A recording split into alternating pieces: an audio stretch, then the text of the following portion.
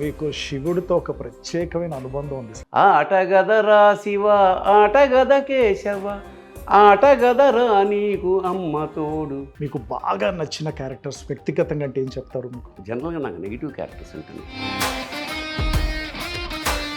Megastar Chiranjeevi గారితో, కమల్ హాసన్ గారితో, రజనీకాంత్ లాంటి ఉద్దండులతో చేశారు సార్. చిరంజీవి గారితో బిగ్ బాస్ అనుకుంటా, అందులో నాది నెగిటివ్ క్యారెక్టర్. ఆయన మాల తెంపేస్తాడు మీరు. ఆ ఫైటు, ఆ మాల తెంపడం అంతా చిరంజీవి గారి డైరెక్ట్ చేశాడు. బిగ్ బాస్ మొత్తం సినిమాలో ఈ ఒక్క పోర్షను సంథింగ్ డిఫరెంట్గా ఉన్నాం. అది ఆయనకి నాకు కూడా చాలా మెమరీ. రజనీకాంత్ గారితో ఏమిటంటే, నేను ఏదో చెన్నైలో వేరే షూటింగ్ కోసం వచ్చాం. పక్క సెట్లో ఈ భాషా షూటింగ్ జరుగుతుంది. సురేష్ కృష్ణ పక్కనే కదా అని వెళ్ళేటప్పటికి ఆయన సోఫా మీద అక్కడ కూర్చున్నాను, నేను ఇక్కడ కూర్చున్నాను. నేను మీరు యాక్టింగ్ నేర్చుకున్న గురువు, నేను యాక్టింగ్ నేర్చుకున్న గురువు ఒకరే సార్ అంటే శరీర గర్ల్స్. ఎవరు? ఓకే, ఇలా పెట్టేసాడు సిగరెట్. సంస్కారం. ఒక గురువు పేరు చెప్పగానే గురువు ఎదురుగుండా ఉన్నట్టు సిగరెట్ పడేసాడు. కమల్ హాసన్ మొన్న ఈ సినిమా మణిరత్నం గారికి చెప్పాను, నాకు కమల్ హాసన్ గారితో అంటే నేను చేశాను కానీ నవ్వు అయ్యో కమల్ ఈజ్ భరణి. అప్పుడు నేను అంటే నిన్న సార్ మీరు you called me for one film. ఓ ఇంద్రుడు చంద్రుడు, అరే ఎస్ ఐ రిమెంబర్. అంటే ఆయన గుర్తుపెట్టుకున్నారు ఆయన. అదే అంటున్నా కదా. Hi, hello, welcome to it's TV. I'm Prateek. ఈరోజు నేను ఒక senior most legendary actor interview చేయబోతున్నానండి. అది నిజంగా నా అదృష్టంగా భావిస్తున్నాను. ఆయన గురించి పరిచయ వాక్యాలు అవసరం లేదు, ఎంత చెప్పినా చాలా చాలా తక్కువే. ఒక అభిమానిగా చెప్పాలంటే ఆయన కొన్ని వందల సినిమాలు చేశారు. తెలుగు, హిందీ, తమిళ్ భాషల్లో కొన్ని వందల సినిమాలు, 700కు పైన సినిమాలు చేశారు. అండ్ అట్లాగే ఆయన కొన్ని అవార్డ్స్ కూడా ఎన్నో సాధించారు. మన తెలుగు వాళ్ళు ఎంతో గర్వించదగ్గ నటులో ఆయన ఒకరు. ఆయనే మన తనిఖీల్ బర్ని గారు. సో సార్, నమస్కారం సార్. నమస్కారం అమ్మా. ఎలా ఉన్నారు సార్? గుడ్. సో చాలా చాలా సంతోషంగా ఉంది సార్ మీ ముందు కూర్చున్నందుకు. ఇట్లా ఇంటర్వ్యూకి మీరు అవకాశం ఇచ్చినందుకు నిజంగా నాకు మాటలు రావట్లేదో సంతోషంతో. Thanks a lot once again sir. Starting with మీ బాల్యం అండ్ మీ విద్యాభ్యాసం గురించి చెప్పండి సార్. బేసిక్గా నేను born and brought up in Hyderabad, ఇక్కడే. Okay sir. అంటే స్వతంత్రం రావడానికి పూర్వమే మా నాన్నగారు ఇక్కడికి వచ్చి వెళ్ళిపోయి మళ్ళా వచ్చారు. అంచేత మేమంతా ఇక్కడే పుట్టాము. My father was in railways. అంచేత మా ఎడ్యుకేషన్ అంతా రైల్వే స్కూల్స్లో, రైల్వే కాలేజీలో జరిగింది. నేను మాకు దగ్గరగా ఉంటాయి కాబట్టి రైల్వే క్వార్టర్స్ చిలకలగూడలో నా బాల్యం అంతా గడిచిందనమాట. ఈ విషయం చాలాసార్లు చెప్పాను. బేసిక్గా అది కొత్తగా తెలియడానికి ఏం లేదు. నేను అందుకంటే వందలాది ఇంటర్వ్యూలు చేశాను కాబట్టి బాల్యం అంతా రైల్వే క్వార్టర్స్కో అంచేత నేను there will be trains in our veins అని మాకు రైలుకు ఉన్న సంబంధం అలాంటిదన్నమాట. అది నా ఓకే స్థూలంగా. Fine sir. ఈ సినీ రంగంలోకి మీ ప్రవేశం ఎలా జరిగింది? ఈ ఇంట్రెస్ట్ ఎలా వచ్చింది సార్ మీకు? బేసిక్గా మాది కొంచెం సాహితీ పరుల కుటుంబం. ఓకే. తిరుపతి వెంకట కవుల్లో ఒకరైన దివాకర్ల తిరుపతి శాస్త్రి గారు మా ప్రపితామహులు.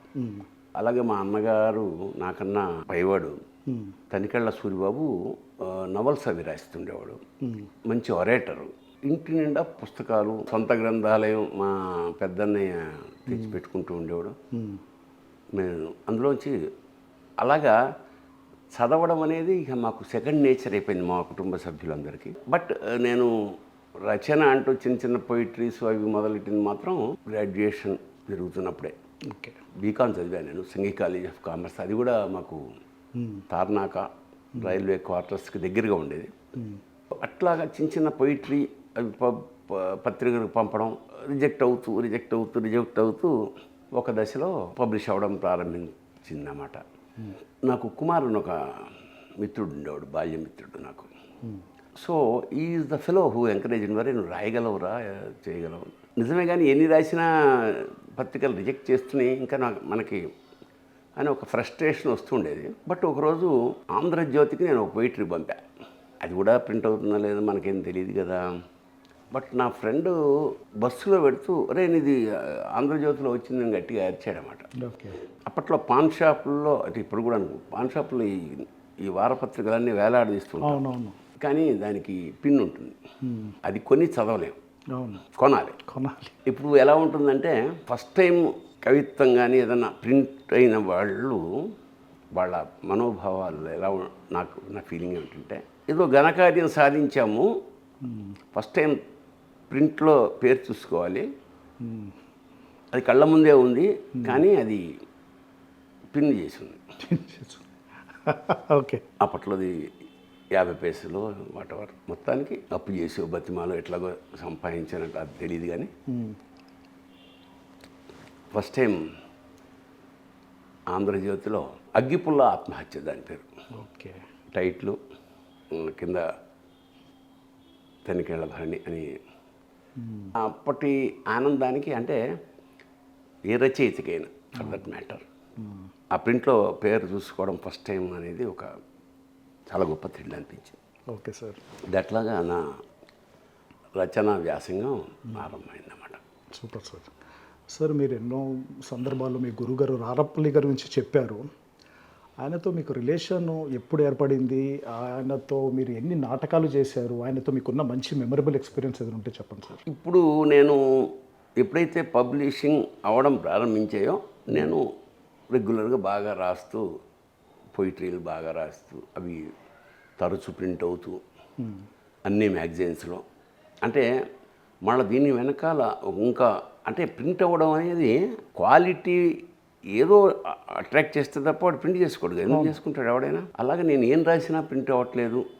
అలా పొయిట్రీలో మొత్తానికి ఒక ప్రింట్ దశకు వచ్చాను. తర్వాత ఒక మ్యాగజైన్ ఉండేది, జయశ్రీ అనే ఒక మ్యాగజైన్ ఉండేది అప్పట్లో. దానికి కథ రాయాలి. అయితే అప్పట్లో ఈ అయ్యప్ప వ్రతం కొత్త. అప్పుడప్పుడే మా గురువు గారు దాన్ని కూడా కథ రాళ్లపల్లి గారే సీతాఫలం మండి ఆ ప్రాంతంలో ఈ అయ్యప్ప వ్రతాన్ని ఫస్ట్ టైం ఆరంభించాడు. ఓకే. అంటే ఎవరో ఒక తమిళ్ భక్తుడు మా గురువుగారికి చెప్తే ఆ గురువుగారు దాని వివరాలన్నీ సేకరించి 40 రోజులు నల్ల డ్రెస్ తోటి ఫస్ట్ టైం ఇక్కడి నుంచి సీతాఫలం మండి, అంటే ఇదేంటి 50 ఏళ్ల క్రితం సంగతి నేను చెప్తున్నా. ఓకే. ఈ అట్మాస్ఫియర్ వాతావరణం చూసి ఒక వ్రతం అని ఒక కథ రాశాను. ఓకే. అప్పటిదాకా చాలా రాశాను, చాలా రిజెక్ట్ అయ్యాయి.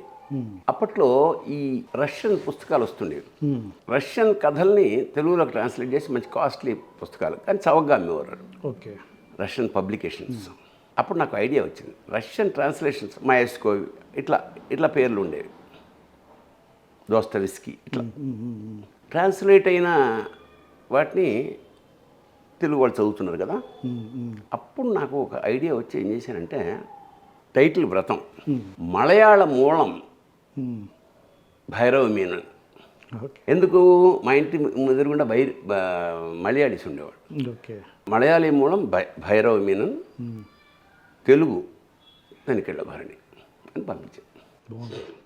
నా ట్రిక్ ఫలించింది, అది ప్రింట్ అయింది. Excellent sir. అంటే అప్పటికి ఇప్పటికి కూడా ఒక తమాషా ఏమిటంటే, మనం స్ట్రైట్గా నేను ఇంతటి వాడినో లేదా నేను అంటే పెద్ద గుర్తింపు ఉండదు, కానీ నేను తమిళ్లోనో మలయాళీలోనో మరాఠీలోనో హిందీలో మాట్లాడితే గుర్తింపు ఉండేది. సొసైటీలో ఎక్కువ వీడియో చాలా, అది అప్పుడే ప్రూవ్ అయింది నాకు. ఓకే. సరే అదొకటే కథ అలాగా రాశాను. తర్వాత ఇప్పుడు అక్కడ ఇట్లా ఈ రాసే క్రమంలో నాకు I'm not a very good student. నాకు పెద్ద చదివి మీద పెద్ద శ్రద్ధ ఉండేది కాదు, కానీ సాహిత్యం మీద ఉండేది. అంతకుముందు హరికథలు అవి నేను వెళ్ళడం చూడడం, వాటి పట్ల విపరీతమైన ఆసక్తి.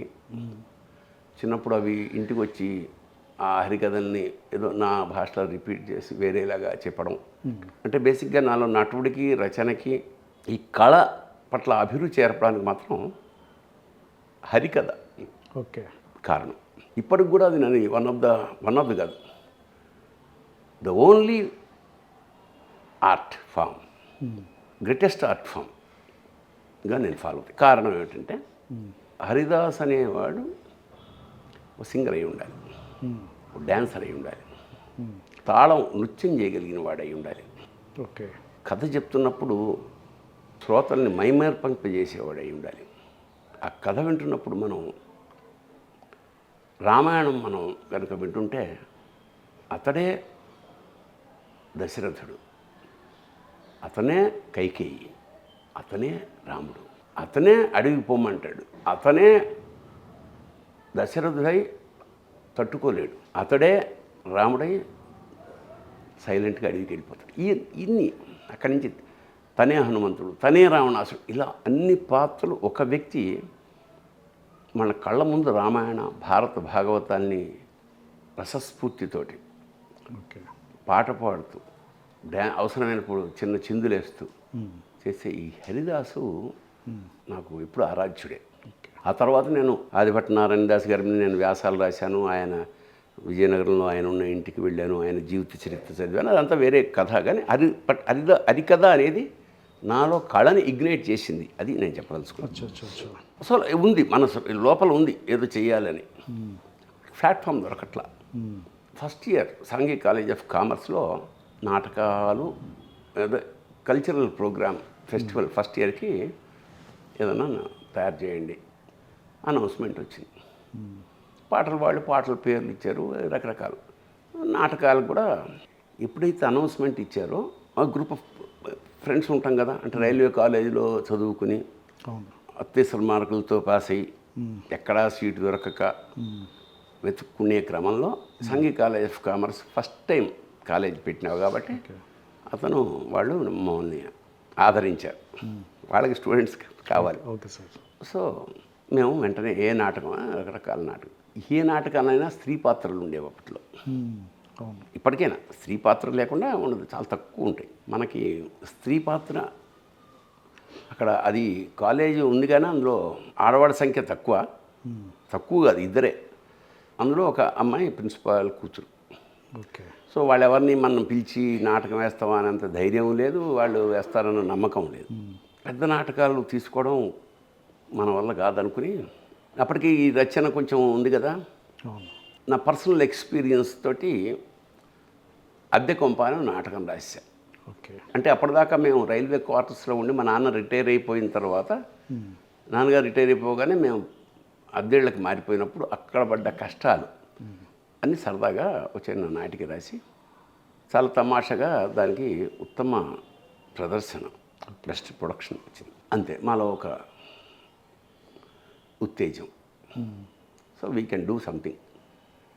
వెంటనే నలుగురు, నేను, మా తురుమళ్ళ ఆనంద్ అనే కుర్రాడు, అనంత్ అని, సిహెచ్ఎస్వి ప్రసాద్ అని, రాధాకృష్ణ కాళిదాస్, ఇట్లా నలుగురు మిత్రం కలిసి నవీన కళామందిరం ఓకే అని ఒక నాటక సంస్థ, ఒక ఫ్రెండ్ ఇంట్లో, అనంత్ అనేవాడి ఇంట్లో చిన్న రూమ్ ఉంటే అందులో మొదలెట్టాం.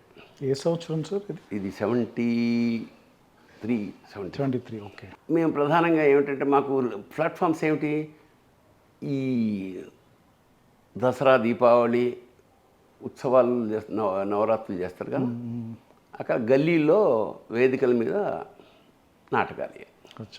గల్లీలో నాటకాల గాలిలో నిర్వాహకులకు కూడా ఈ నాటకం అంటే ఏమిటి పెద్ద ఐడియా లేదు. ఎప్పుడైనా వస్తే డ్యాన్సులు, పాటలు ఇవి చేయించేసేవాళ్ళు. సినిమా ప్రొజెక్షన్స్ వేస్తుండేవాళ్ళు జనరల్గా అప్పటికి నాకు. ఓకే.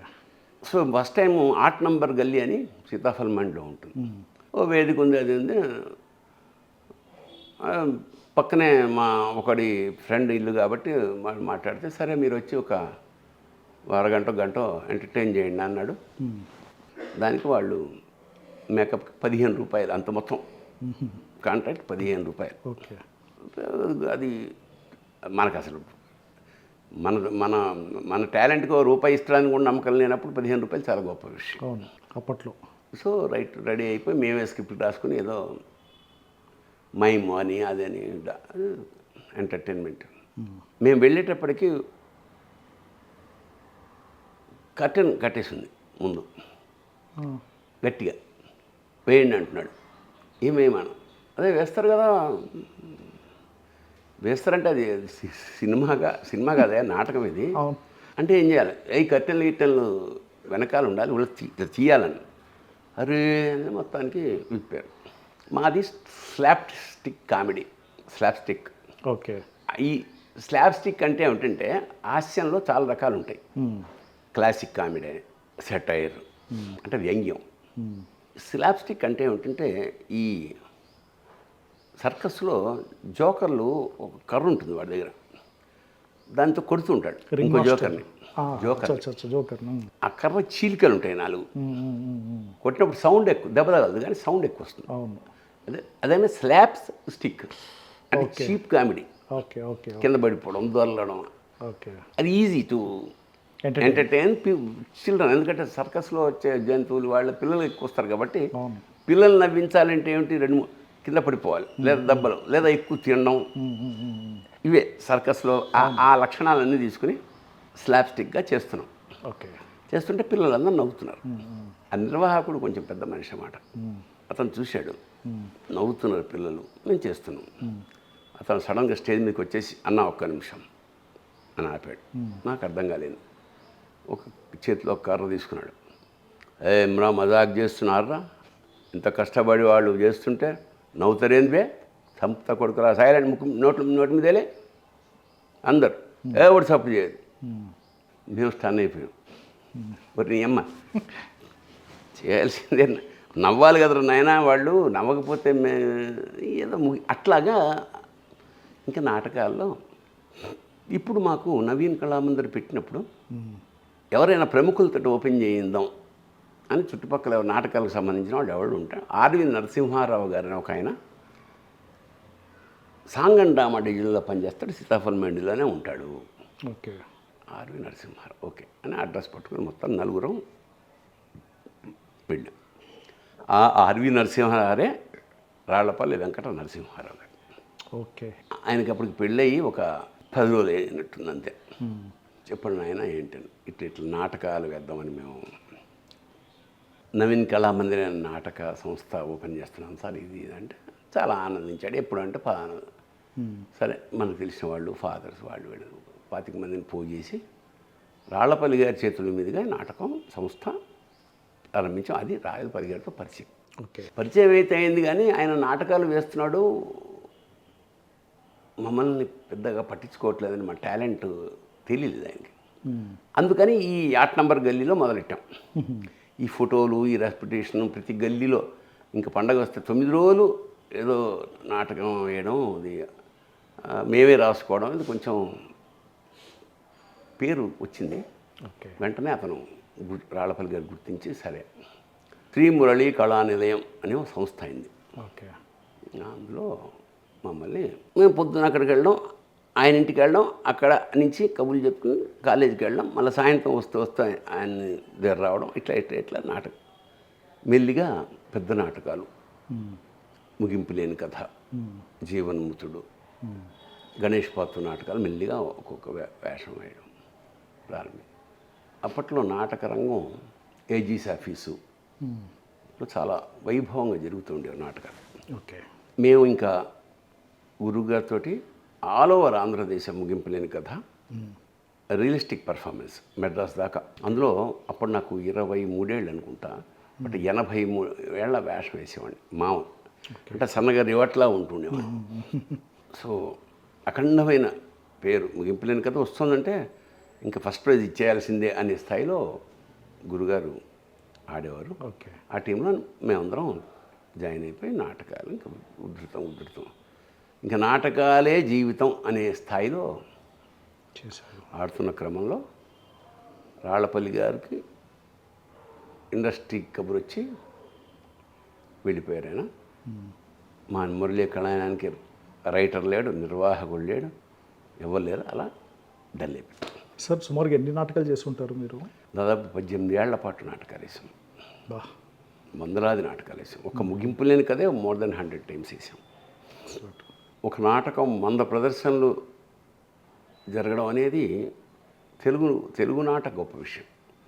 అది తమిళ, కన్నడలో మామూలుగా వేల ప్రదర్శనలు అయిపోతాయి. కానీ ఇక్కడ నాటకానికి అప్పటికి ఇప్పటికీ కూడా పెద్ద ఆదరణ లేదు. నాటకం ఏదో నాటక పరిషత్తులు జరుగుతుంటాయి, పెడుతుంటాం. అందుకని ఆ నాటకాలు వేసే ప్రతి వాళ్ళు దృష్టిలో సినిమాకి వెడదామనే దృష్టి. ఓకే. లక్కీగా మధ్యలో టీవీ వచ్చింది కాబట్టి ఇప్పుడు నాటకం, టీవీ, సినిమా, ఇది రూట్ అనమాట. ఓకే. చాలా చాలా నాటకాలు. అంటే ఆయన వెళ్ళిపోయాక మేము ఏం చేయాలి క్రమంలో ఆల్రెడీ నాలో రచయిత ఉన్నాడు కదా. బట్ అప్పటికి రాళ్లపల్లి గారు ఉన్నంతకాలం కేవలం నేను నటునే. ఆయన వెళ్ళిపోయాక నేను మరో గత్యంతరం లేని పరిస్థితుల్లో రచయితని కావాల్సి వచ్చింది. ఓకే. సో మా ఫ్రెండ్స్ అన్నారు, నువ్వే రాయరా నాటకం అని. సో ఎమర్జెన్సీ పీరియడ్ అది 77 కూడా. ప్రయోగాత్మకంగా గార్ధభాండం అంటే గాడిద గుడ్డు. మరి గాడిద గుడ్డు అంటే చీప్గా ఉంటుంది, సంస్కృతంలో గార్ధభాండం అని పెట్టే పేరు. It's a political satire. Okay. మొదటి ప్రదర్శన రవీంద్ర భారతిలో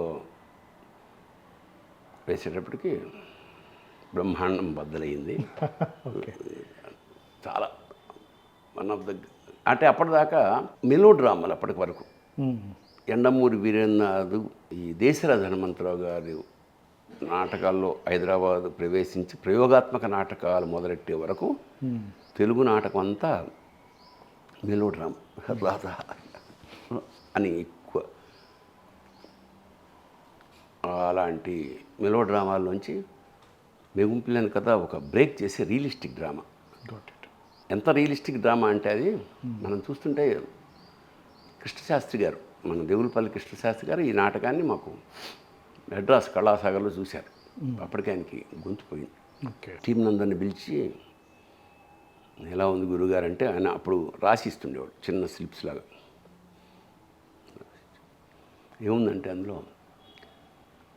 ముగింపు లేని కథ నాటకంలా లేదు, కిటికీలోంచి చూస్తున్న ఒక జీవితంలో ఉంది అన్నాడు.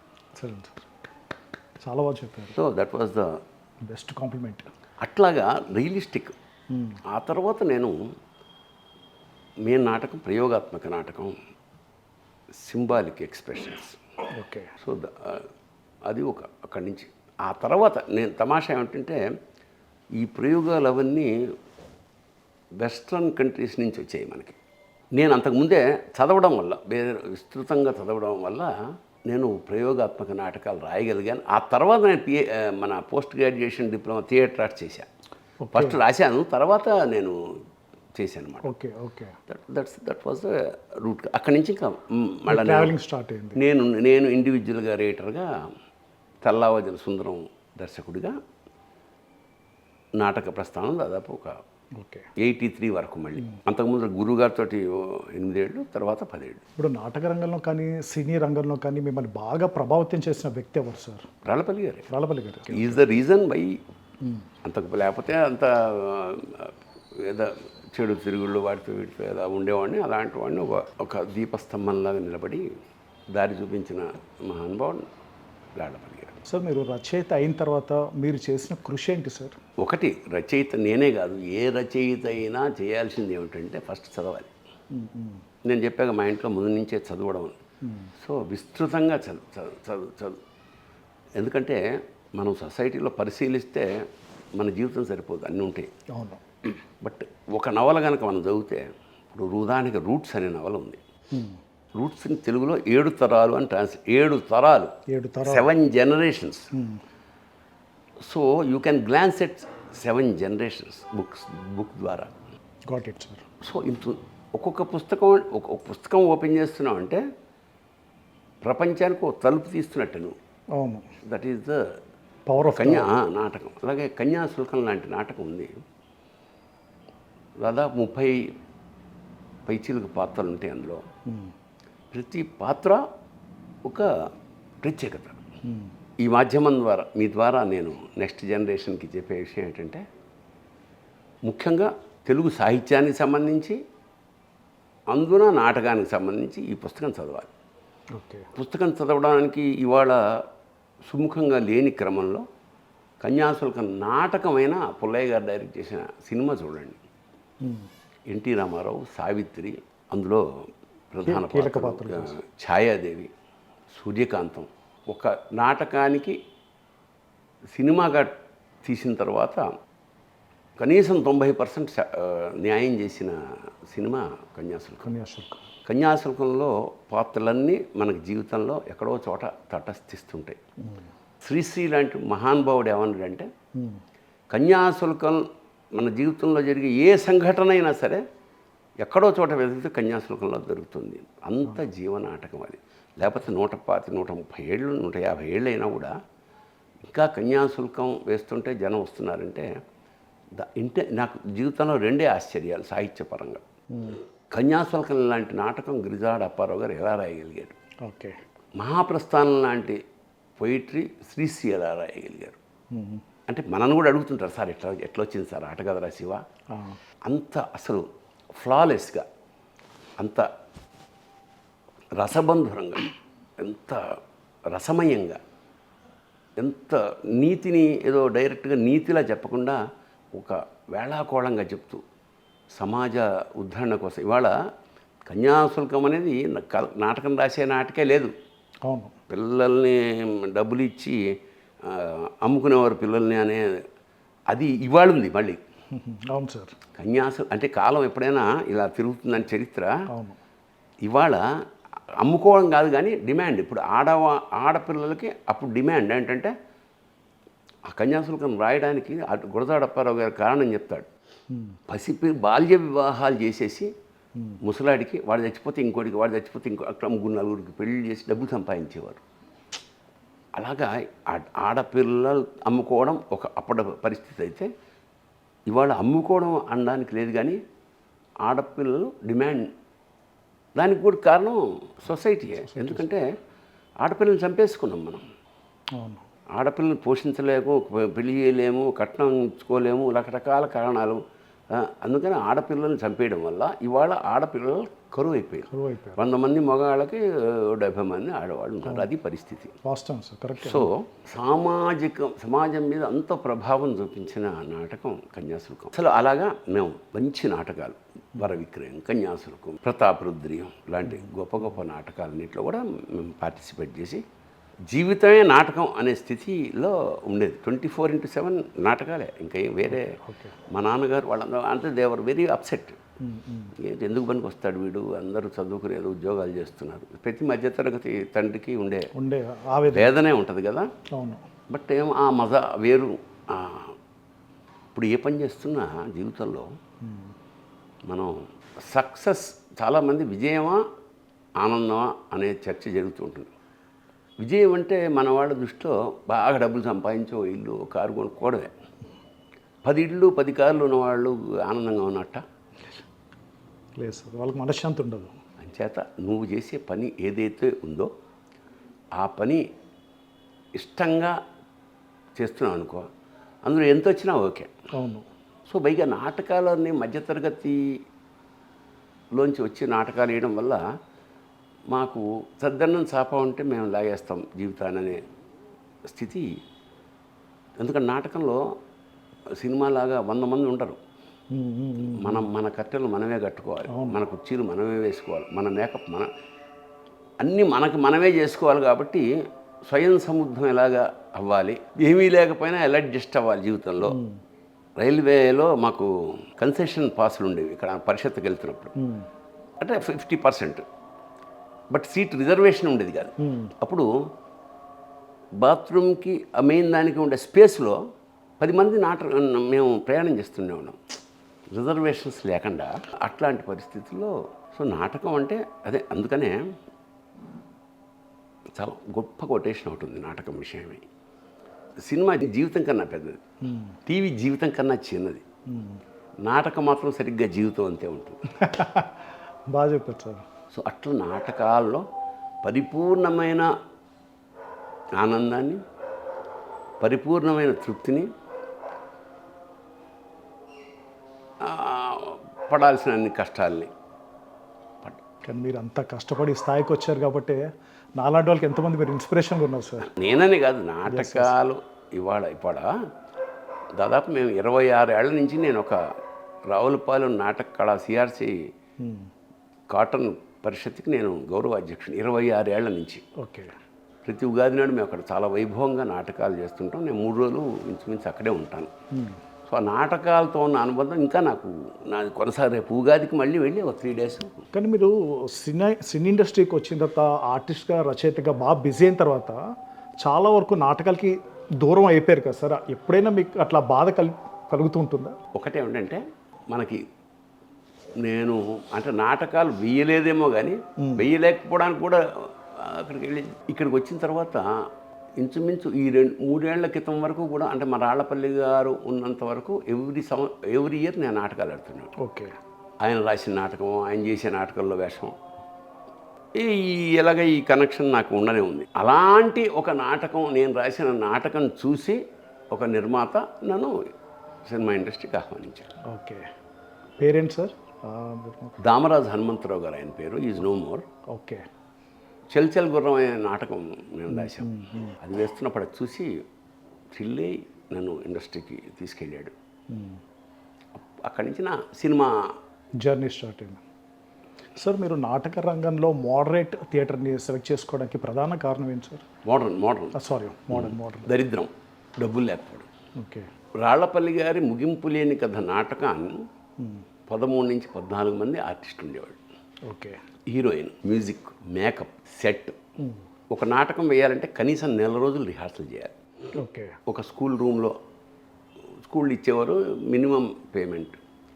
వీళ్ళందరికీ సాయంత్రం పూట టిఫిన్స్, కాఫీలు, కొంతమందికి సిగరెట్లు, హీరోయిన్కి రాను పోను మన ఆటోలో ఛార్జీ, మ్యూజిక్కి పేమెంటు, మేకప్కి పేమెంటు, సెట్కి పేమెంటు, ట్రావెల్, కన్వెన్స్, ఎక్కడి నుంచి వెళ్ళాలంటే అక్కడ పేమెంటు.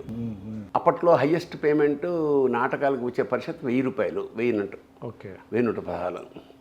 మాకు 3000 అయ్యేది రాళ్లపల్లి గారికి.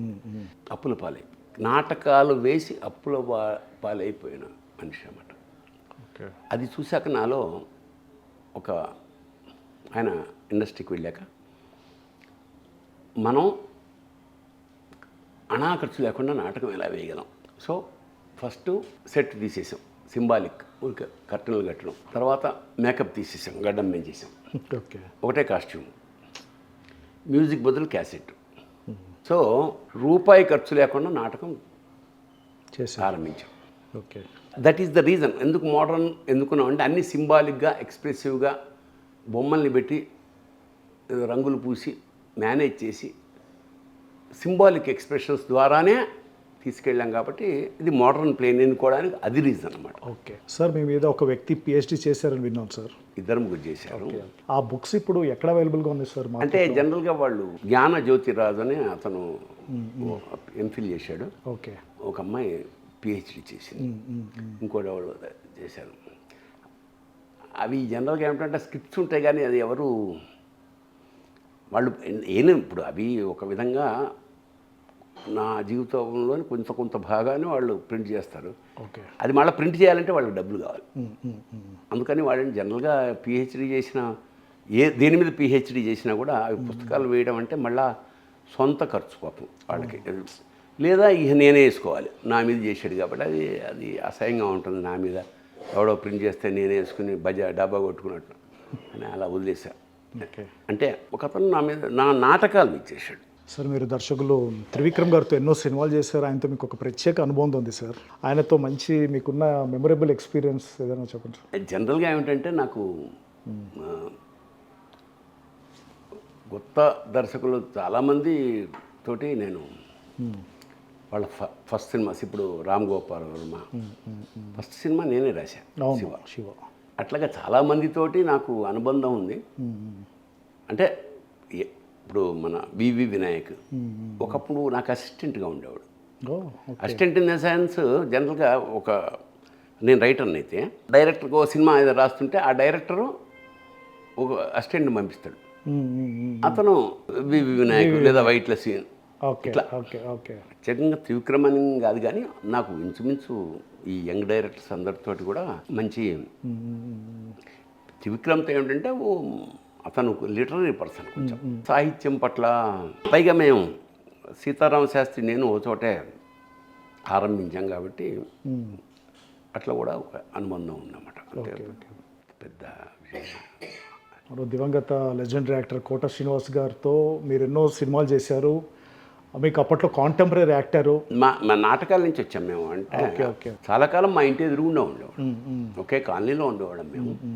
అప్పటి నుంచి నాటకాలు అతను బ్యాంకులో నాటకాలు వేస్తున్నప్పుడు నేను డైరెక్ట్ చేస్తుండేవాడిని వాటిని. ఓకే. ఇదే ముగింపు రాళ్లపల్లి గారు వేసిన ముగింపులు ప్రధాన పాత్ర కోటగారు వేసినప్పుడు నేను దాన్ని డైరెక్ట్ చేస్తుండేవాడు. అక్కడ అట్లా అట్లా అట్లా ఆయన సినిమాల్లోకి ముందు వెళ్ళాడు. తర్వాత మేము జాయిన్ అయ్యాం. తర్వాత మేము కలిసి చాలా సినిమాలు కలిసి చేసాం చివరి వరకు. అంటే ఆయన వెళ్ళిపోయే ఒక నెల 2 నెలల ముందు కూడా నేను వెళ్ళి ఏమిటంటే ఒక నిష్కర్షగా మాట్లాడేవాడు అన్నమాట.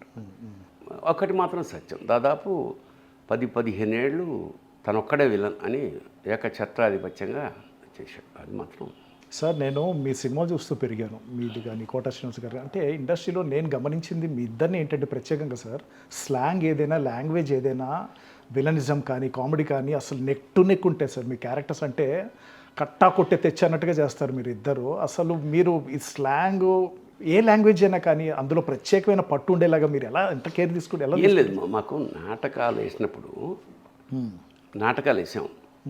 శ్రీకాకుళం నాటకం, ఆగండి కొంచెం ఆలోచించండి అని నాటకం ఉంది. అది గణేష్ పాత్ర రాశాడు. అది శ్రీకాకుళం యాస. సో మేము శ్రీకాకుళం యాస నేర్చుకునేవాడు. నాటకం వేస్తున్న నాళ్ళు ఎవరో ఒకరిని పెట్టుకొని ఆ శ్రీకాకుళం యాస వచ్చిన వాడిని అది అలాగా ప్రాక్టీస్ చేస్తాం. సరే ఇక్కడే పుట్టి పెరిగాం కాబట్టి తెలంగాణ అనేది నేను పొయిటరీ కూడా రాశాను తెలంగాణలో చాలా. శభాష్ శంకర అలాగా ఆర్టిస్టు అనేవాడు ఖచ్చితంగా అన్ని స్లాంగ్లు నేర్చుకోవాలి సందర్భాన్ని బట్టి. కాబట్టి ఎంత పర్ఫెక్ట్గా చేస్తాడని ఇంపార్టెంట్. నేను గమనించింది ఏంటంటే సార్, కోట గారిని చాలామంది మిమిక్రీ ఆర్టిస్ట్ ఇమిటేట్ చేస్తారు, బట్ మీరు ఎక్కడ ఛాన్స్ ఇవ్వరు సార్. అంటే మీకున్న ప్రత్యేకతని ఇప్పుడు చాలామంది యాక్టర్స్ని ఇమిటేట్ చేస్తుంటారు సార్. మీరు ఎలాంటి మార్క్ క్రియేట్ చేస్తారంటే మిమ్మల్ని ఇమిటేట్ చేయాలని కూడా చాలా కష్టంగా ఉంటుంది.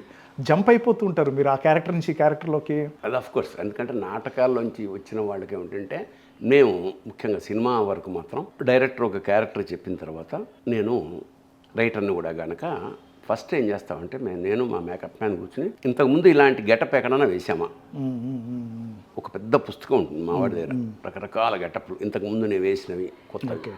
సో ఈ మనస్తత్వానికి ఎలాంటి గెటప్ ఉంటే బాగుంటుంది అని నేను 2-3 రకాలు అనుకుని బొమ్మలు గీస్తాను. నేను కొంచెం అంతవరకు నేను బొమ్మ గీయను. అది డైరెక్టర్ చూపిస్తే అతను బాగుంది సార్, ఇలాంటి విగ్ తయారు చేయించండి అంటే ఈ మధ్య ఈ 5 ఏళ్ళుగా కాదు కానీ అంతకుముందు ప్రతి సినిమాలో ఏదో ఒక variety wig, variety something getup అది చేస్తుండేవాడు అనమాట.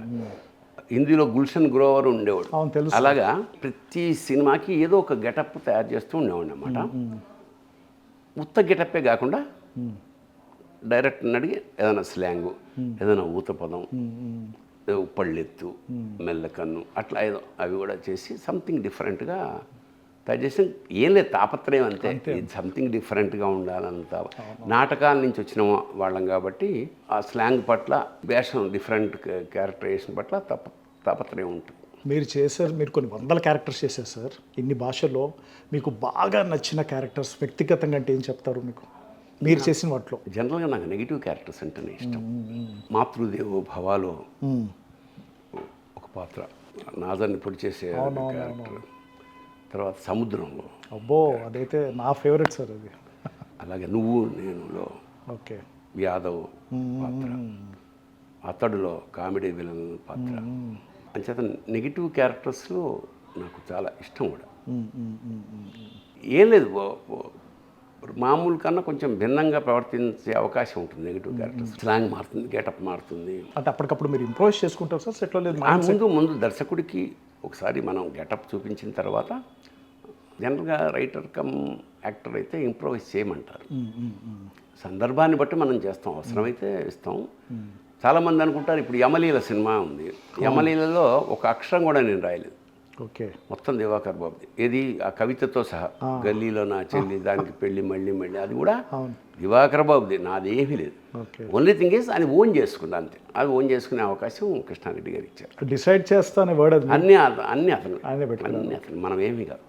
అదనమాట. చాలామంది ఏమంటే, నువ్వు తెలంగాణ బాగా మాట్లాడతావు కాబట్టి నువ్వే రాసి కాదు, మొత్తం ఒక అక్షరం కూడా నేను అంటే స్క్రిప్ట్ మాకు చేతికి వచ్చినప్పుడు నిజంగా ఏమన్నా కొంచెం వేయాల్సి వస్తే మేము వేస్తాం. అది డైరెక్ట్ అడిగి, లేదు బాగుంది అంటే అసలు నిమ్మే అది ఆల్రెడీ అద్భుతంగా ఉన్నదని చెడగొట్టడం. అవును, అందుకని ఏదైనా అవసరం వచ్చి ఇంకింతకన్నా బెటర్గా ఏమన్నా చేయగలమా అన్నప్పుడు ఏమన్నా యాజ్ అ రైటర్ ఇన్వాల్వ్ అవుతాం తప్ప okay. Otherwise when director is there is the captain of ship అంతే. అతను ఏం చెప్తే అది మనం వినడమే. ఓకే సార్, అది అంత చిన్నవాడైనా. మీరు అప్పుడు జనరేషన్ యాక్టర్స్ అండ్ టెక్నీషియన్స్, ఇప్పుడు జనరేషన్ టెక్నీషియన్స్ యాక్టర్స్తో చాలా మందితో చేశారు సార్. ముఖ్యంగా మీరు గమనించిన డిఫరెన్స్ ఏంటి సార్ ఈ రెండు జనరేషన్స్లో? ఒకటి కమిట్మెంట్ టువర్డ్స్. అప్పుడు రాగానే ప్రతి వాళ్ళు స్క్రిప్టు అంటే దీనికి ఒక మనం ఎవరిని ఏమనడానికి లేని పరిస్థితి ఏమిటంటే అప్పట్లో మాకు ముందే స్క్రిప్ట్ రాసేసి అందరికీ ఎవరి స్క్రిప్ట్ వాళ్ళకి ఇచ్చేసేవారు. ఓకే. మేము సెట్లోకి వచ్చి అందరు కూర్చొని ఒకసారి చదువుకుని, ఇప్పుడు సెట్లోనే స్క్రిప్ట్ రాస్తున్నారు. ఇప్పుడు ఏం చేస్తాం అంటే వాళ్ళ ఓవర్ కాన్ఫిడెన్స్ అనుకో. కాదు అది ఏమవుతుందంటే, నేను డైరెక్టర్ని, నేను కథ రాసుకున్నా, నేను ఒకళ్ళ హీరోకి వెళ్ళి చెప్పాను, అబ్బాయి అదే కాదు ఇలా మార్చమన్నాడు. ఎప్పటి నుంచి షూటింగ్ అంటే నెక్స్ట్ వీక్ షూటింగ్. ఇప్పుడు ఈ 3 ఏళ్ళ కథ రాసుకున్న వాడు ఏం చేస్తాడు, అతనికి ఇప్పుడు ఈ హీరో డేట్లు దొరికాను, ఆ హీరోకి ఈ కథ పనికిరాదు. అవును. అప్పుడు ఏం చేస్తాం, కంగారుగా ఒకటి రాస్తాం. సో ఇవాళ ఎవరిని బ్లేమ్ చేయలేని ఒక స్థితిలో అయోమయంలో ఉన్నాం. ఇప్పుడు వాళ్ళ ఆశ్చర్యం, ఎప్పుడన్నా సాటర్డే చేస్తే గోడల నిండా పోస్టర్లు ఉంటాయి, ఈ చివరి నుంచి ఆ చివరి 10. ఎప్పుడు రిలీజ్ చేశారో ఎప్పుడు రిలీజ్ చేయారో తెలియట్లేదు. వందలాది సినిమాలు వస్తున్నాయి. అవును. అలాగా స్పీడ్ విపరీతమైన స్పీడ్ అయిపోవడం వల్ల క్లారిటీ, ఎప్పుడైతే స్పీడ్ పెరిగిందో క్వాలిటీ తగ్గుతుంది. సార్, మీరు లెజెండరీ యాక్టర్స్ మెగాస్టార్ చిరంజీవి గారితో, కమల్ హాసన్ గారితో, రజనీకాంత్ లాంటి ఉద్దండులతో చేశారు సార్. చాలా తక్కువ మందికి అదృష్టం వరిస్తుంది. ఎన్నో ఎక్స్పీరియన్స్లు ఉండే ఉంటాయి మీకు వాళ్ళతో, కొన్ని మాకు చెప్పండి సార్. చిరంజీవి గారితో జగదేకువీరుడు అసలు ఒక సుందరి చేశాను, అది ఫస్ట్ పిక్చర్ ఆయనతో. రాఘవేంద్రరావు గారి సినిమాల్లో ఆయన డైరెక్టర్ కాబట్టి ఇంచుమించు అన్ని సినిమాలు నేను చేశాను. ఓకే. బిగ్ బాస్ అనుకుంటా, అలాంటి ఒక సినిమా ఉంది బిగ్ బాస్. అందులో నాది నెగిటివ్ క్యారెక్టర్. అవునవును. తెలంగాణ క్యారెక్టర్. ఆయన మాల తెంపేస్తాడు, మీరు ఫైట్ ఉంటుంది అక్కడ, గుర్తుంది సార్ నాకు. వైజయబాపిరెడ్డి గారు డైరెక్టర్, చెన్నైలో షూటింగ్. నేను ఈ మాల తెంపడం ఈ సీనే ఇంట్రడక్షన్, అది నేను వస్తాను, ఓకే, దీక్షలో ఉంటారు. కరెక్ట్గా ఆ టైంకి విజయబాపిరెడ్డి గారుకి ఏదో వాళ్ళ చాలా క్లోజ్ ఫ్రెండ్కి హార్ట్ ప్రాబ్లం ఏదో వచ్చి హార్ట్ అటాక్. ఓకే. వస్తే వెళ్ళిపోయారు. షూటింగ్ ఆగడానికి లేదు, ఆయన డేట్లు లేవు. షూటింగ్ ఆడడానికి లేనప్పుడు ఎవరు చేయాలి? అప్పుడు ఆ 3 రోజులు ఆ ఫైటు, ఆ మాల తెంపడం అంతా చిరంజీవి గారే డైరెక్ట్ చేశాడు. ఓకే. అప్పుడే నేను షాక్ అయిన విషయం ఏంటంటే, టెక్నికల్గా ఆయనకు అంత నాలెడ్జ్, అంత పట్టు ఉంది. మీరు గమనిస్తే బిగ్ బాస్ మొత్తం సినిమాలో ఈ ఒక్క పోర్షను సంథింగ్ డిఫరెంట్గా ఉంది. అవును, ఎగ్జాక్ట్లీ సార్. మీరు ఆ జీప్ మీద ఎగిరి పడతారు, కింద పడతారు, చాలా విగ్రస్గా ఉంటుంది సార్ ఫైట్. అది పర్ఫార్మెన్స్ అంటే ఫస్ట్ నేను వచ్చి ఒక చిన్న మేకపిల్లని గోడకేసి కొట్టేస్తా, తర్వాత కుంటి తమ్ముడిని ఏదో చేస్తా, అతను మాల్లో ఉంటాడు, ఇంటర్ కట్స్ పడుతూ ఉంటాయి, పిలుస్తుంటా రాడు, ఎందుకు రాడో చూద్దామని తల్లిని తోసేస్తా. అప్పుడు అతను బయటకు వస్తాడు. అక్కడ లాజిక్ ఏమిటంటే, మాల ఉండగా కంట్రోల్ చేసుకుంటున్నాడు కొట్టద్దని. బట్ నేను చేసే యాక్షన్లో ఆ మాల అతను మెడలోంచి వెళ్ళి అక్కడే ఉన్న ఒక అయ్యప్ప విగ్రహం మీద పడుతుంది. మాల ఎప్పుడైతే బంధనాలు విముక్తి అయినాయి, అది ఆయనకి నాకు కూడా చాలా మెమరీ. మేము ఎప్పుడైనా కబుర్లో చెప్పుకున్నప్పుడు ఈ ప్రస్తావన వస్తుంది. ఎంతో గొప్పగా డైరెక్ట్ చేసి, అంటే అంత గొప్ప దర్శకుడు అతను చిరంజీవి గారిలో ఉన్నాడు. కానీ ఆయన మామూలుగా సెట్లో డైరెక్టర్ ఏం చెప్తే అది చేస్తాడు. కావాలంటే చిన్న ఇంప్రూవేషన్ సజెషన్స్, ఇలా ఇది చేయమంటావా అంటాడు, లేదు సార్ నాకు ఇలాంటి. అదనమాట, that is the greatness of. అంటే అది ఒక్క పోర్షన్ ఆయన డైరెక్ట్ చేసి అంతే. ఓకే. 3 రోజులే. ఓకే. తర్వాత ఇంద్ర కూడా కొన్ని మీరు చేశారు ఆయనతో. ఈ సినిమాలు చాలా చేసాం. ఆయన డైరెక్ట్ చేయడం అన్నమాట. ఆయన ఎవరు ఆపద్ధర్మంగా చేసినా కూడా ఎక్స్ట్రాడినరీ క్వాలిటీగా ఉంటుంది. అది నేను చెప్పడం. ఫైట్ కూడా ఎక్స్ట్రీమ్లీ ఒక రేంజ్లో ఉంటుంది సార్. అది రజనీకాంత్ గారితో ఏమిటంటే, సురేష్ అని మన డైరెక్టర్ ఉన్నాడు కదా, మన భాషా డైరెక్టర్ సురేష్ కృష్ణ. భాషా అనే సినిమా నేనేదో చెన్నైలో వేరే షూటింగ్ కోసం వచ్చాం, పక్క సెట్లో ఈ భాషా షూటింగ్ జరుగుతుంది. సురేష్ కృష్ణ గారు. అంతకుముందు ఆయన సినిమా అమ్మ అని చేశాను నేను, సుహాసిని గారు. ఓకే. ఒక శాడిస్ట్ క్యారెక్టర్. శాడిస్ట్ని నేను అనేది ఫస్ట్ షాట్లోనే ఎస్టాబ్లిష్ చేయాలయ్యా. ఓకే. నీ వైఫ్ పలానా, నువ్వు అప్పుడే ఒళ్ళు విడుచుకుంటూ లేస్తావు, అమ్మాయి కాఫీ తెస్తుంది, కాఫీ తాగి ఏడిసినట్టుంది అయినా అమ్మాయి మొహం మీద పోయాలి. ఇది సీన్. నేనన్నా డైరెక్టర్ గారు కొన్ని వందల సినిమాల్లో కాఫీ మొహం మీద పోయడం అనేది ఉంది కదా సార్, సంథింగ్ డిఫరెంట్గా నేను చేయనా, ఏం చేస్తాను, నేను చెప్పను సార్, చేస్తా, నన్ను నమ్మండి అని.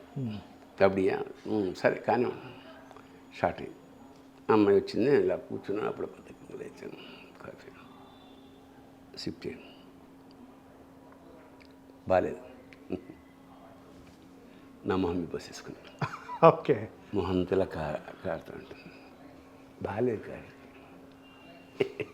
బాగాలేదు, కట్. వాడు అంత సాటిస్ట్ అన్నమాట. ఇప్పుడు ఆ విజువల్ ఇట్లా కాఫీ ఇలా మొహం మీద కారుతున్నప్పుడు ఆడియన్స్ ఎక్స్పెక్ట్ చేయడుగా. డిఫరెంట్ సార్ ఇది, ఊహించండి, ఏ ఆడియన్స్ ఊహించండి ఇట్లా అవుతుందని.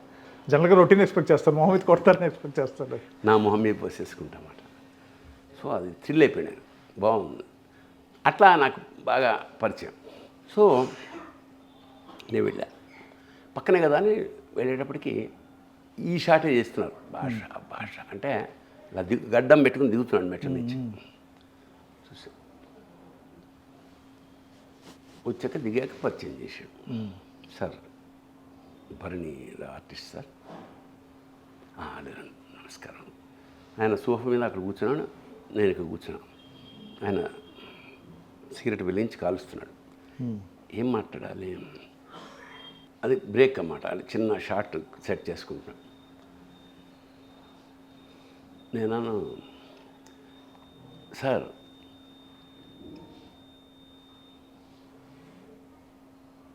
మీరు యాక్టింగ్ నేర్చుకున్న గురువు, నేను యాక్టింగ్ నేర్చుకున్న గురువు ఒకరే సార్ అంటే సీరియల్ గర్ల్స్. ఎవరు? రాజా రామదాస్ గారు అన్న. ఓకే. అనగానే ఆయన ఇలా పెట్టేసాడు సిగరెట్ని. చాలా చాలా గొప్ప మనిషి సార్, చాలా గొప్పవాడు.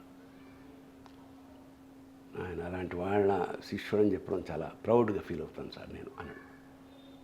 అది రజనీకాంత్ సంస్కారం. ఒక గురువు పేరు చెప్పగానే గురువు ఎదురుగుండా ఉన్నట్టు సిగరెట్ పడేసాడు. చాలా షాకింగ్ విషయం సార్ అది నిజంగా. సో మనం నేర్చుకోవాలంటే ఇలాంటివి నేర్చుకోవాలి. ఎస్, అది ఎప్పుడు నాకు గుర్తే. సరే, తర్వాత ఆయనతోటి కథానాయకుడు అని కూడా ఒక సినిమా చేశాను. మేము అన్ని విషయాలు షేర్ చేసుకున్నాం. చాలా wonderful human being. Yes yes. Kamal Haasan మొన్న ఈ సినిమా మణిరత్నం తగ్ లైఫ్ వెళ్ళాను, గెటప్ వేసుకున్నాను. సాయంత్రం ఆయన వచ్చాడు, రావడమే సీన్ ఎక్స్ప్లెయిన్ చేసి షార్ట్. అంటే మేము ఒకళ్ళనొకటి పరిచయం అలో అని కూడా అనుకోని పరిస్థితి అన్నమాట. రావడం, ఆయన సీన్ చేసేసి ఆ చీకట్లో వెళ్ళిపోయారు. మన్నాడు పొద్దున్న మణిరత్నం గారికి చెప్పాను. మణిరత్నం గారితో నాకు చాలా పాత పరిచయం. నాకు కమల్ హాసన్ గారితో అంటే నేను చేశాను కానీ అయ్యో కమల్ ఇస్ భరణి. అప్పుడు నేను అంటే నిన్న సార్ మీరు you called me for one film. ఓ ఇంద్రుడు చంద్రుడు, అరే ఎస్ ఐ రిమెంబర్. ఒక సినిమాకి పిలిచారు, నేను ఇంద్రుడు చంద్రుడికి. అంటే అది గుర్తుపెట్టుకున్నారు ఆయన? అదే అంటున్నా కదా, స్టేజ్ మూడు చెప్పాడు. ఇంద్రుడు చంద్రుడు సినిమాకి నన్ను పిలిచారు, నేను ఏదో కారణాల వల్ల వెళ్ళలేకపోయా. తర్వాత వెన్స్డే అనే సినిమా వచ్చింది. అవును సార్. దానికి నన్ను ప్రత్యేకంగా పిలిచాను, కమల్ హాసన్ ఇంటికే వెళ్ళా. ఓకే. అది 15 ఏళ్ల క్రితం వెళ్ళాం. ఫుల్ డే ఆయనతో ఉన్నా. ఆ డిస్కషన్లో చెప్పాను కూడా, తెలుగులో అదేం సినిమా ఈనాడు సార్, వెంకటేష్ గారు చేశారు. కమల్ హాసన్ చేయలేదా? వెంకటేష్ గారు కమల్ హాసన్ ఇద్దరు ఉంటారు. హిందీలో అనుపమ్ ఖేర్ గారు చేశారు. అనుపమ్ ఖేరు, నషీరుద్దీన్ షా చేశారు. అప్పుడు నేను చెప్పాను కూడా, సార్ ఈ cinema Naseeruddin Shah middle class వాడండి, ఇది మీకు పెద్దగా వర్కౌట్ కాదేమో మరి అంటే, because you are already proved, చాలా పెద్ద హీరో కదా మీరు, ఆడియన్స్ కూడా కమల్ హాసన్ ఎవరి మీద ఆధారపడ్డా అంటే వర్కౌట్ కాదు కదా సార్ అంటే, I will see that and I will become middle class fellow అన్నట్టు సంహౌ అట్లా అవన్నీ సెట్లో అప్పుడు గుర్తు అరే సారీ నేను నిన్న హడావిడిలో మర్చిపోయిన తర్వాత everyday we use to SIT everyday సాయంత్రం ఎవరు రాగానే ఆయన కూర్చేసి కూపుడుగా కూర్చోబెట్టి తెలుగులో మాట్లాడేవాడు ఆయన. మాట్లాడే క్రమంలో మహాప్రస్థానం మొత్తం పతితులార భ్రష్టులార రాపాదష్టులార వాదాసర్పదష్టులార అని మొత్తం తెలుగుది చెప్పారు. మరో చరిత్ర అప్పుడు నేర్చుకున్నాను సార్ నేను శ్రీశ్రీ గారి దగ్గర కూర్చుని మొత్తం.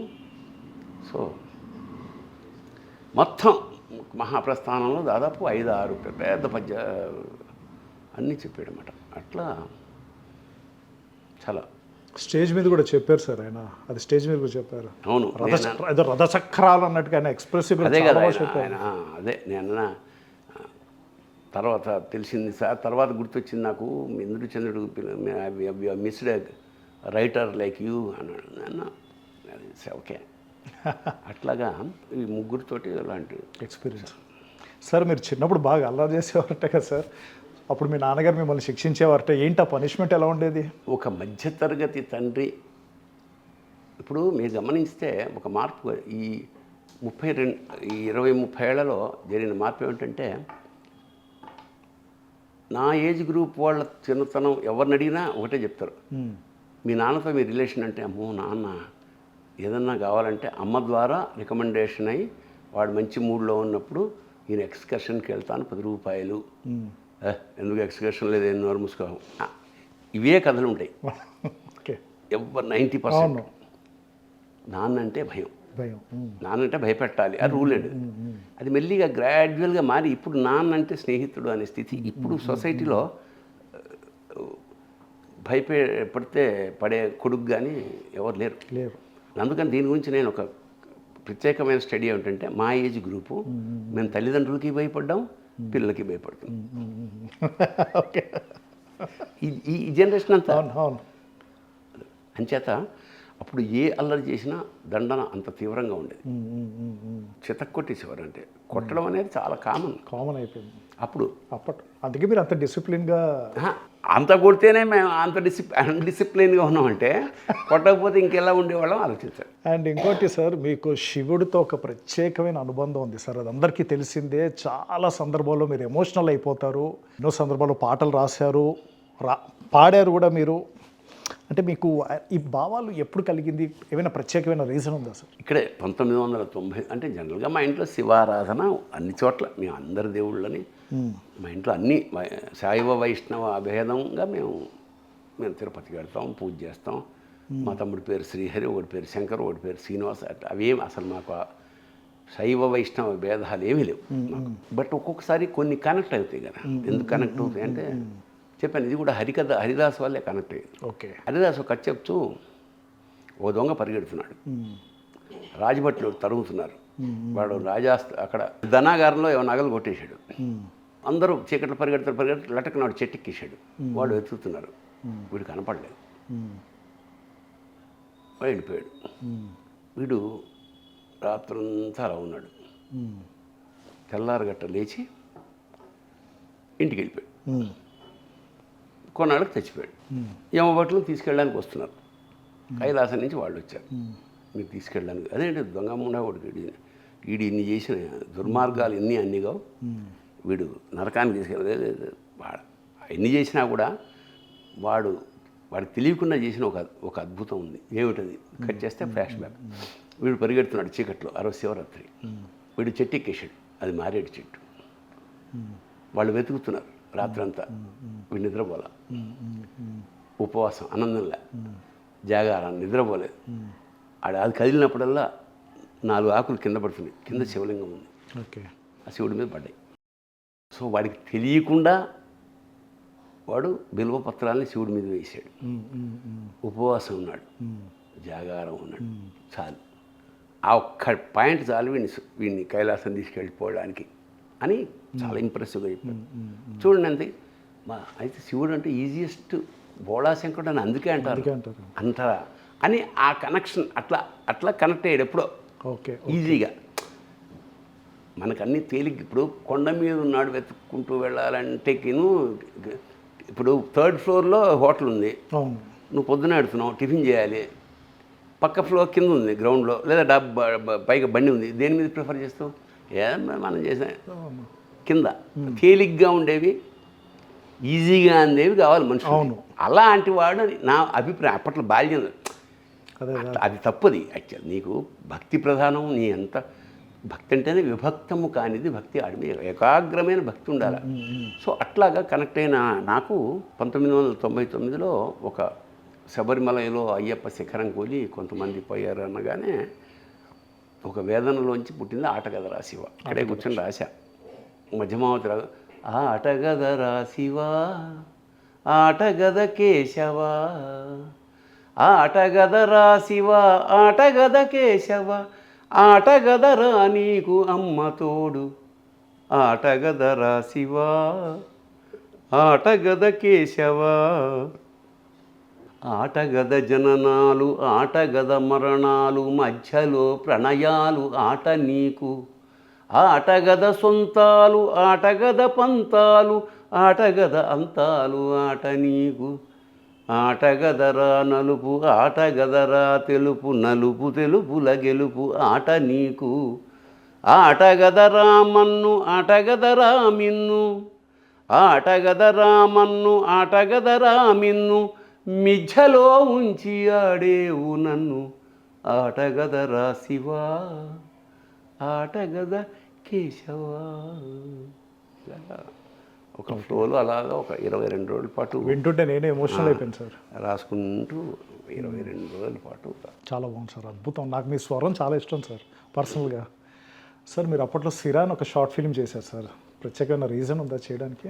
ఈ వెస్ట్రన్ థియేటర్ని చదువుకోవడం వల్ల నాటకాలు సినిమాలు ఇప్పుడు మనం ఏవైతే చూస్తున్నామో వాటికన్నా కొత్త డైమెన్షన్ ఏమైనా చెప్పగలమా అన్న తాపత్రయంలోంచి, పైగా ఇక్కడ కమర్షియల్ ఎలిమెంట్, డబ్బులు ఆర్ట్ ఫిల్మ్ లాంటివి తీయాలంటే డబ్బులు కావాలి, డబ్బులు లేకుండా చేయగలిగింది ఏమైనా ఉందా తక్కువ ఖర్చుతోటి. ఆల్రెడీ అప్పుడు నా సొంత ఖర్చుతోటి ఒక 80 ఆ ప్రాంతాల్లో నేనే ఒక surrealistic, probably this is the first surrealistic film in India. ఓహో. అప్పటికి అంటే అందరికి తెలిసిన వాళ్ళు పుస్తకాలు రాశారు, కథలు రాసి ఉండొచ్చు, కానీ సినిమా కానీ మాత్రం తీయలేదు. నేను తర్వాత చూసా. తర్వాత సినిమా జాన్ అబ్రహాంది నో స్మోకింగ్ అనేది వచ్చింది, అది కూడా surrealistic aspect. Okay. Saif Ali Khan కూడా ఉంటాడు అందులో. అట్లా ఐడియా సార్. సో ఇది ఒక కవి వేదనని ఇంక్ అని అబ్స్ట్రాక్ట్ విజువల్స్ తోటి నేను డైరెక్ట్ చేసి 2 పాత్రలు, ఒకటే డైలాగు, సినిమా మొత్తం అరగంట. మీకు అవార్డు కూడా వచ్చింది కదా సార్? ఇంటర్నేషనల్ అవార్డ్స్ వచ్చాయి. అట్లాగా ఎస్పి బాలసుబ్రహ్మణ్యం గారు లక్ష్మి, అది వేరు, అది మిథునం. అదేలంటే ఎక్స్పీరియన్స్. అది తర్వాత మిథునం ఈజ్ వన్ ఆఫ్ మై, ఇంకా జీవిత సాఫల్యం అంటారు కదా అదే. ఎందుకంటే ఏదో ఒకటి చేయాలి. అవును. ఇంకా లైఫ్ సినిమాకి ఏం చేయగలం మనం అంటే నాకు తృప్తిగా ఎన్నో సినిమాలు చేసాం, వేషాలు వేసాం, రాసాం, డైరెక్ట్ ఏం చేయగలం అన్నప్పుడు నాకు రావణ గారి కథ మిథునం తట్టింది. దాన్ని ముందు స్క్రిప్ట్ రాసేసుకున్నాను. అంటే ఇదిగా ఆనందరావు గారు నేను పరిచయం చేసి, మంచి కథ ఏమైనా ఉంటే చెప్పండి సార్, చేద్దాం, లో బడ్జెట్ 1 crore బడ్జెట్. ఓకే. నాకు ఇద్దరితోటి నేను ఆల్రెడీ షార్ట్ ఫిల్మ్ తీశాను, ఇంత సినిమా చేయగలమా అనే ఆలోచన వచ్చి నాకు చూద్దాంలే అని ముందు స్క్రిప్ట్ రాసుకుని, ఆయన అప్పట్లో కాళహస్తిలో ఉన్నాడు, తిరుపతి వెళ్ళి ఆయన ఏమన్నాడంటే మన హోటల్ రూమ్లో బుక్ చేశాను, ఇక్కడ కూర్చొని వెళ్ళి ఇంటికి వెళ్ళి టిఫిన్ చేసి వచ్చాక మెల్లిగా కథ చెప్తురుగా, ఇలా కాఫీ చెప్పే లోపల ఈ పాయింట్ చెప్పేశాను. ఆయన కళ్ళు నీళ్ళు తిరిగినాయి. ఇంకేమి చెప్పక్కలేదు సార్, ప్రొసీడ్ అన్నాడు. That's how. తర్వాత బాలు గారిని అడగడం, ఆయన ఎందుకు నువ్వు ఆర్టిస్టు, మళ్ళీ నేనెందుకు, మంచి వేషం కదా, నువ్వే వేయచ్చు కదా అన్నాడు. లేదు సార్, నేనే రాసి నేనే తీసి నేనే చేస్తే నేనే చూసుకోవాలి అని ఫైనల్గా అట్లా అది ఒక చాలా అద్భుతమైన ఒక 1 year 24/7 కష్టపడ్డాను. ఓకే. దాని ఫలితం నాకు ఇవాళకి కూడా ఆల్ ఓవర్ గ్లోబ్ ఎక్కడి నుంచి దాని యొక్క తాలూకా రెస్పాన్స్ వస్తూనే ఉంటుంది. అప్పట్లో దానికి ఆస్కార్ కూడా పంపాము. ఓకే. అంటే ఇక్కడ ఫిల్మ్ ఫెడరేషన్ వాళ్ళు మనకి అతను నాకు ఇన్ఫర్మేషన్ ఏమిటంటే ప్రతి రాష్ట్రం నుంచి కొన్ని పంపిస్తుంటారు. దానికి 50,000 రూపాయలు కట్టాము. అది ఇక్కడి నుంచి బాంబే దాకా పెడుతుంది. అక్కడి నుంచి మళ్ళీ అక్కడ సెలక్షన్, అక్కడి నుంచి కొన్నే అక్కడికి వెళ్తే ఇట్స్ అక్కడికి ప్రయత్నం జరిగింది, వాళ్ళు పిలిచారు, అంత ఆనందమే తప్ప. బట్ చాలా మంచి గొప్ప అనుభూతి. ఇంకా నేను డైరెక్ట్ చేయకపోయినా పర్లేదు చాలే ఒకటి అనే అంత తృప్తి కలిగించింది. చాలా బాగుంటుంది సార్. ఆ ఏజ్డ్ కపుల్ మధ్య బాండింగ్ ఎలా ఉంటుందంటే మన తెలుగు ఉగాది పచ్చడి తింటున్నంత ఫీలింగ్ వచ్చింది సార్ ఆ మూవీ చూసాక. చాలా అద్భుతంగా ఉంటుంది. And power star Pawan Kalyan గారితో కూడా మీరు ఎన్నో సినిమాలు చేశారు సార్. తండ్రి గాను ఎన్నో చేశారు.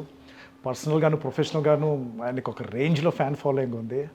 మీకు ఆయనలో నచ్చిన స్పెషల్ క్వాలిటీస్, ఆయనతో మీ ఎక్స్పీరియన్సెస్ ఏంటి సార్? జనరల్గా ఏమిటంటే మేమిద్దరం ఎప్పుడైనా కలుసుకుంటే అది లిటరరీ ఆస్పెక్ట్, ఆయనకి కొంచెం పుస్తకాలు చదవడం అనేది ఇష్టం. నాతో ఎప్పుడైనా సాహితీ చర్చే చేసేవాడు. ఓకే. లిటరరీ పుస్తకాలు ఏం చదివారు కొత్తవి ఈ మధ్య. అలా నేను 2-3 పుస్తకాలు, అందులో వనవాసి అని నాకు బాగా ఇష్టమైన విభూతిభూషణ్ బందోపాధ్యాయ, అంటే సత్యజిత్రయ్య రాసిన సినిమా పతీర్ పాంచాలి ఎవరై రైటరో ఆయన పేరు విభూతిభూషణ్ బందోపాధ్యాయ. ఓకే. అతను వనవాసి అని నవల రాశాడు. అది బెంగాల్లో అడవిలో వెళ్ళినట్టే ఉంటుందన్నమాట. చాలా గొప్పగా ఇన్స్పైర్. నేను ఆయనకు ప్రత్యేకంగా అది కొని చదవండి సార్, చాలా బాగుంటుందని. ఆ తర్వాత బ్రో అనే సినిమా చేసేటప్పుడు వేట కథలు, అల్లం నారాయణ అనుకుంటా ఆయన రచయిత. ఆయన వేట కథ తమిళ్ రీమేక్, అది బ్రో అనేది తమిళ్ రీమేక్ మూవీ.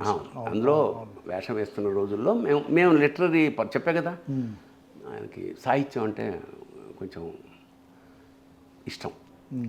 సో అట్లా నేను ఆయన అడిగా కూడా, సార్ ఇంత వైభవంగా ఇంత ఉన్న క్రమంలో రాజకీయాల్లో చాలా కష్టం కదా, ముళ్ళ క్రీడలు లాంటిది కదా, మరి ఏం ఆనందం మీకు అంటే, లేదు భరణి గారు, ఆయన సమాజం కోసం ఏదైనా చేయాలి అన్న మనసులో చాలా కాలంగా, చాలా ఏళ్ళుగా నాకు ఉంది. నాకు చాలా తృప్తి. సినిమాలు నాకు పెద్దగా నేను ఎంజాయ్ చేయను. ఓకే. ప్రజాసేవ మాత్రం ఏదో చేయాలి అన్న తపన మాత్రం నాకు ఉన్నది. కాకపోతే అహింసా పరమో ధర్మ, ఎవరేమన్నా తట్టుకుని అలా అండర్ ప్లే చేయాల్సిన పరిస్థితి నాకుంది అంటే, లేదు సార్, దానికి రెండో లైన్ కూడా ఉందండి. అహింస ఉత్కృష్టమైన ధర్మం, ధర్మహింస తదైవచ అని రెండో లైన్ కూడా ఉంది. ధర్మం కోసం చేసే హింస కూడా అహింస వంటిదే అనగానే, అవునా భలే చెప్పారండి అని అది రాసుకున్నాడు ఆయన. అట్లాగా మాకు పెద్ద లిటరరీ ఆస్పెక్ట్లోనే ఎక్కువ. మీకు ప్రాచీన సాహిత్యం అంటే కూడా చాలా ఇంట్రెస్ట్ సార్. అందులో పద్య సాహిత్యం మీద మీరు ఎక్కువ మక్కువ చూపిస్తారు. కారణం ఏంటి సార్? అది మన సంపద. అందుకే ప్రపంచ సాహిత్యంలో పద్యం తప్ప, ఇంకా తెలుగులో తప్ప పద్యం ఇంకా ఎక్కడ ప్రపంచంలో ఎవ్వరికీ పద్యం అన్నది లేదు. పోయిట్రీ ఉంది, సోనెట్స్ ఉన్నాయి, కప్లెట్స్ ఉన్నాయి తప్ప ఒక రాగయుక్తంగా ఒక స్ట్రాంగ్ మెసేజ్ని చెప్పే ఇది. నీకున్మాంసము వాంఛయేని కరువ నీ చేత లేడుండగా, జోకైనట్టి కుఠారముండ అమల జ్యోతుండ నీరుండగా, పాకం బొప్ప ఘటించి చేతి పునుకన్ భక్షించకాబోయచే, చేకుంటెంగిలి మాంసమిట్లు దగునా శ్రీకాళహస్తీశ్వర. నిన్న కాళహస్తిలో ఈ పాట పద్యం పాడాడు. వాడు ఏమంటాడంటే, బోయేవాడు మాంసం అవన్నీ పెట్టేసి వెళ్ళిపోయాడు భక్తితో కన్నప్ప. ఆ పూజారి వచ్చాడు, వచ్చి చూసి ఇదేంటి మాంసం ఏమిటి, ఓ రామచంద్ర ఎంత భక్తిగా కడిగి గంగతో కడిగి చేసి అని ఏడుస్తున్నమాట. నీకున్ మాంసము వాంఛయ్యేని కరు, నీకు మాంసం తినాలంటే నీ చేతిలో లేడు ఉంటుంది, కళ్ళలో నిప్పు ఉంటుంది కాల్చుకోవడానికి, ఇలా నెత్తి నీళ్లు ఉంటాయి, బ్రహ్మకపాలం ఉంటుంది, అది తినక అదేంటి అది తినడం ఏమిటి, పైగా ఇంగిలి తినడం ఏమిటి అని ఏడుస్తాడు. అప్పుడు శివుడు ప్రత్యక్షమే పిచ్చివాడా, వాడి భక్తిరా, ఆ భక్తికి నాకు వాడు దాసుడు కాదు, నేను వాడికి దాసుడిని అంటాడు. అట్లాగా ప్రపంచ సాహిత్యంలోనే పద్య సాహిత్యం ఒక తెలుగు వాళ్ళ సొత్తు. అందుకని నేను దాదాపు తెలుగులో ఉన్న కావ్యాలు ఎక్కువ భాగం చదివాను. నేను ఎక్కువ భాగం చదివాను. ఈ చదివేవాడు కూడా చదవకపోతే నెక్స్ట్ జనరేషన్, అందుకని నేను మంచి మంచి సాహిత్యాన్ని పునర్ముద్రణ వ్యాఖ్యాన సహితంగా చేసి ప్రచారం చేద్దామని ఒక సంకల్పం ఉంటుంది. అది మొదలెట్టేసాను ఆల్రెడీ. సార్ నేను చూసిన మీ క్యారెక్టర్స్ నాకు బాగా నచ్చింది. శివ, ఆమె, సముద్రం కొన్ని ఉన్నాయి సార్. శివ నాకు చాలా ఇష్టం సార్. అదొక ట్రెండ్ సెట్టింగ్ మూవీ. అందులోనే మీది ఎంతో సింపుల్గా, అక్కడ కెమెరా లేనట్టుగానే యాక్ట్ చేస్తారు. మీది అంత సింపుల్గా చాలా బాగుంటుంది. దానికి మీరు రచన సహకారం చేశారు. రచన చేశారు మీరు, యాక్ట్ కూడా చేశారు. So how was the experience with Ram Gopal Varma sir? అంటే మీరు ఆల్రెడీ చాలాసార్లు చెప్పారు, బట్ ఒకసారి తెలుసుకో. రామ్ గోపాల్ వర్మ ఆ సినిమా రాయడానికి ప్రధాన కారణం నేను ఏమిటంటే, ఆయన సినిమా మొత్తం చూపించేసాడు నాకు కథ చెప్తున్నప్పుడే. ఓకే. ఏమి చూశానో అదే రాశాను అంతే. అందులో రామ్ గోపాల్ ఆ శివ సినిమా వరకు కర్త, కర్మ, క్రియ అన్నీ రామ్ గోపాల్ వర్మ. ఆ క్రెడిట్ ఎనీథింగ్ ఊరికే నామకే వస్తే ఉత్సవ విగ్రహాల మీద తప్ప మూల విరాట్ ఆర్జీవి. ఊహించారు సార్ అంత బ్లాక్ బస్టర్ అవుతుందని? అసలు అనుకోలేదు మీరు. ఒక్క నాగార్జున తప్ప ఎవరు ఊహించరు. ఓకే. తర్వాత చేశారు కదా సార్, మళ్ళీ మీరు వర్మ సార్ మూవీస్ చేశారు. చేసి కాంటాక్ట్లో ఉంటారు మామూలుగా అప్పుడు ఆయన? జస్ట్ లాస్ట్ మంతే మేము ఎయిర్పోర్ట్లో కలిసాం. ఓకే. ఫోటో చూశాను మీది. సార్ మీరు తమిళ్, హిందీ, తెలుగు, కన్నడ భాషలో చేశారు. ఒరియా కూడా చేశారు. తమిళ్లో ఎవరితో సార్? మీరు ఏ హీరో? తమిళ్లో విజయ్తో చేశాను. విక్రమ్ గారితో కూడా భీమా చేశాను. విక్రమ్తో చేశాను. కన్నడలో ఓం ప్రకాష్తో చేశాను. మొన్న ప్రభుదేవ, రాజ్ కుమార్ వాళ్ళ అబ్బాయి. హిందీలో సార్? హిందీలో శివానే కదా మళ్ళీ చేసాం. అచ్చా. ఇంకో సినిమా చేసాం, ప్యార్ కన్నా అని ఒకటి చేసాం. మీ ఫ్యూచర్ ప్రాజెక్ట్స్ ఏంటి సార్? నాని సినిమా చేస్తున్నాం. ప్యారడైజ్లో చాలా నెగిటివ్ క్యారెక్టర్. చాలా రోజుల తర్వాత మళ్ళా నిహారిక ప్రొడక్షన్స్ ఒకటి చేస్తున్నాను. బాబీ సింహ హీరోగా చేస్తున్నాను. అందులో ఒక మాంత్రికుడు వేషం చేస్తున్నాను. ఇంకొక తమిళ సినిమా ఏదో ఒప్పుకున్నాను. ఉన్నాయి కానీ అన్ని డిఫరెంట్ క్యారెక్టర్స్. అసలు కొంచెం ఎక్కువ నెగిటివ్ క్యారెక్టర్స్ మళ్ళా చేస్తున్నాను. ఓకే సార్, నేను ఇక్కడితో మన ఇంటర్వ్యూ ముగిస్తాను సార్. Thanks a lot once again. Thank you so much sir. మీ అమూల్యమైన టైం మాకు కేటాయించినందుకు నాకు ఇప్పటికీ ఇది కళా నిజం అన్నట్టుగా ఉంది నాకు అది. సో మీరు ఎన్నో ఇలాంటి క్యారెక్టర్స్ మరిన్ని చేయాలని, ప్రేక్షకులను అలరించాలని, మరెన్నో స్టేట్, నేషనల్ అవార్డ్స్ తీసుకోవాలని మనస్ఫూర్తిగా కోరుకుంటూ సెలవు తీసుకుంటాను. Thank you sir. All the best. Thank you sir. God bless you. శుభం భూయాత్. శివోహం. Thank you sir.